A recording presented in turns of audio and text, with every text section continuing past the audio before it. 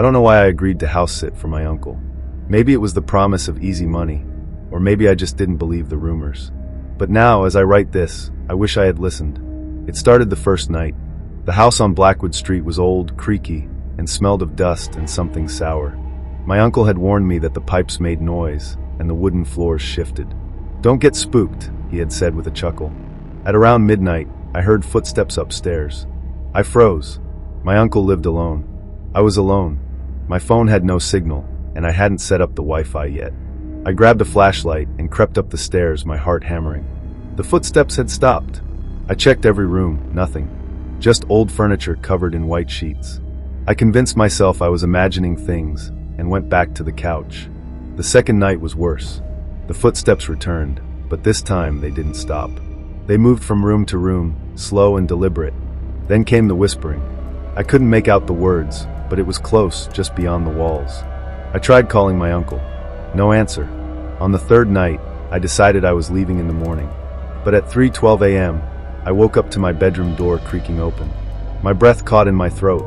A shadow stood in the doorway, tall, thin, unmoving. I couldn't see its face, but I felt its gaze. I wanted to scream, to move, to run, but I was paralyzed. The shadow took a step forward. My body finally reacted. I lunged for the lamp and flicked it on. The doorway was empty. I didn't sleep after that. As soon as the sun came up, I grabbed my things and left. My uncle called me later that day laughing. "You lasted longer than most," he said. I asked him what was in that house. He sighed. "No one knows. But whatever it is, it never lets anyone stay past the third night." I haven't been back since. For weeks, I tried to convince myself that what happened was just my mind playing tricks on me. Stress, exhaustion, maybe even sleep paralysis. But deep down, I knew the truth. That house wasn't empty. Then the dreams started. At first, they were vague, just flashes of that dark hallway, the slow creak of the bedroom door. But soon they became clearer. I would be standing in my uncle's house, unable to move, as something crawled from the shadows toward me. Some nights, it had no face. Other nights, its mouth was too wide, its limbs too long. Always it whispered. I never understood the words. I wasn't sure I wanted to. One night, I woke up drenched in sweat, heart pounding. My phone buzzed on the nightstand. It was a message from my uncle. "It followed you." I sat up, cold dread washing over me. I typed back, "What do you mean?" No response. A floorboard creaked outside my bedroom door. I wasn't in Blackwood Street anymore. I was in my own apartment. Alone. Holding my breath, I reached for the lamp and flicked it on. The door was closed. But I knew, with a certainty I couldn't explain, that something was standing just on the other side, whispering. I didn't sleep that night, or the next. By the third night, I had decided I was going back. If that thing had followed me, I needed to know what it wanted. I drove back to Blackwood Street the next morning, gripping the steering wheel so hard my knuckles turned white. My uncle never responded to my message, and his phone went straight to voicemail. Maybe he was avoiding me. Maybe he knew I'd come back. The house looked the same, weathered brick, peeling paint, windows dark and lifeless. But the moment I stepped inside, something felt wrong. The air was thick, heavy, like the pressure before a storm. The faint, sour smell still lingered, but now it mixed with something else, something metallic. My skin prickled. I called out, "Uncle Richard?" Silence. I walked through the house, checking every room. The kitchen was untouched, the living room covered in a thin layer of dust. Upstairs, his bed was neatly made, the closet full of his clothes. But he was gone. Then I noticed something that made my stomach turn. His shoes were by the front door. His car was still in the driveway. He hadn't left. I moved cautiously, my footsteps echoing through the empty space.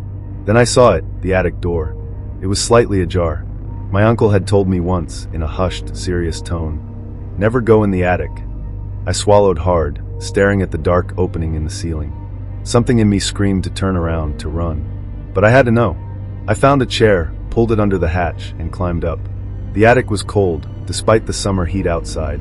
My flashlight flickered as I scanned the space. Dusty boxes, an old rocking chair, cobwebs hanging like curtains. Then I saw the footprints. They led from the attic hatch to the farthest corner, where an old mirror stood against the wall.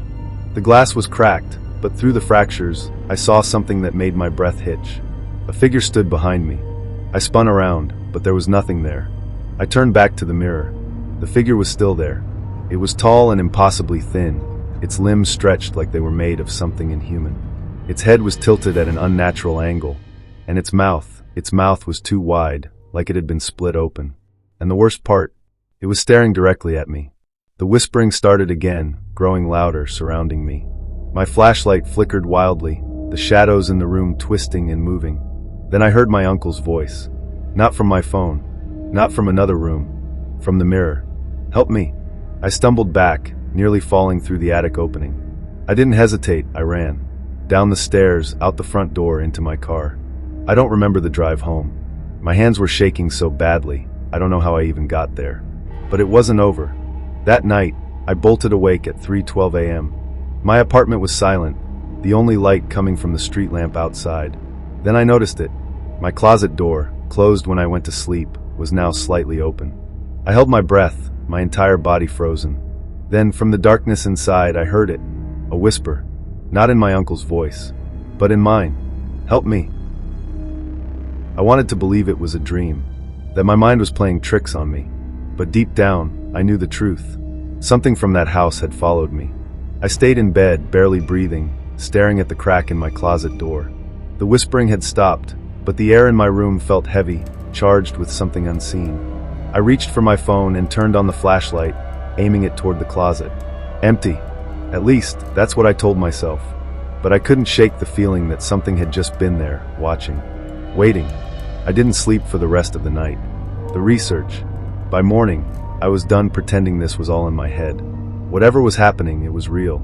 And if I wanted to stop it, I needed to understand it. I started researching the history of Blackwood Street. It wasn't easy. There were almost no records of my uncle's house. No old newspapers, no archives, nothing. It was as if the house had been deliberately erased. But then I found something. An old forum post from nearly 15 years ago.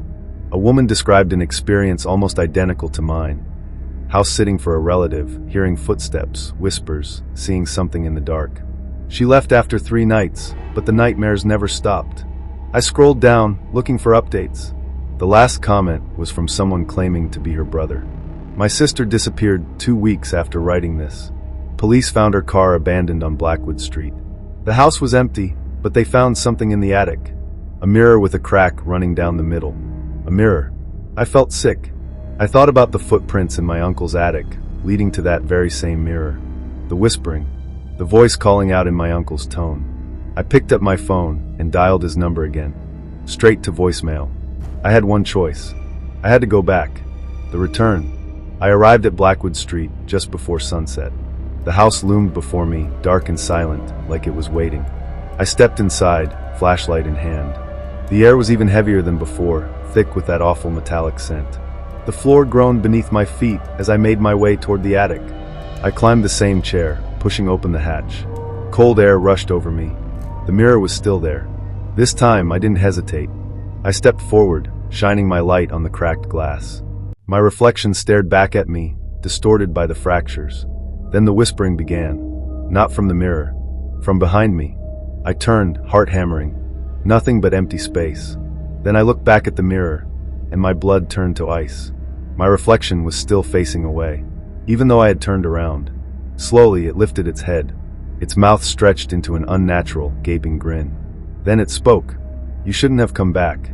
The whispering erupted into a deafening roar. The entire attic shook. The mirror's cracks spread like veins, and for a brief moment, I saw something beyond the glass. Darkness, shifting shapes, something crawling toward me. Then hands, long skeletal hands, pressed against the inside of the mirror. I felt something behind me. Close. Too close. Cold breath on my neck. I ran, jumping through the attic hatch, hitting the floor hard, scrambling to my feet. The whispering turned into laughter, distorted, hollow, not human. I didn't stop running until I reached my car. I never went back. The last message. A week later, I got a text from an unknown number. Just 2 words. "Help me." I deleted the message, blocked the number. But at night, I still hear it. The whispering. From the closet, from the mirror, and sometimes, from my own voice. I moved out of my apartment a month later. Changed cities. Changed my number. Threw away every mirror I owned. But it didn't matter. The whispering never stopped. At first, it was only at night. A faint murmur just beyond the edge of hearing. But soon I started catching glimpses, reflections moving when I was still, shadows lingering a second too long. The worst part was the voice. It wasn't just whispering anymore. It was calling my name. I tried everything, burning sage, covering mirrors, even reaching out to a paranormal investigator. Nothing worked. The thing from Blackwood Street wasn't attached to a place. It was attached to me. Then last night I saw it again. I was brushing my teeth when I noticed my reflection wasn't copying me. It stood still, head tilted, that awful, unnatural grin stretching across its face. Then in my own voice it spoke. "It's your turn." The lights flickered. The whispering became deafening. My body felt like it wasn't mine anymore, like something was pulling me toward the mirror. I don't remember what happened next. I woke up on the floor, my head pounding, the entire apartment ice cold. My reflection was normal again. But I knew I was running out of time. So, if you're reading this, please listen.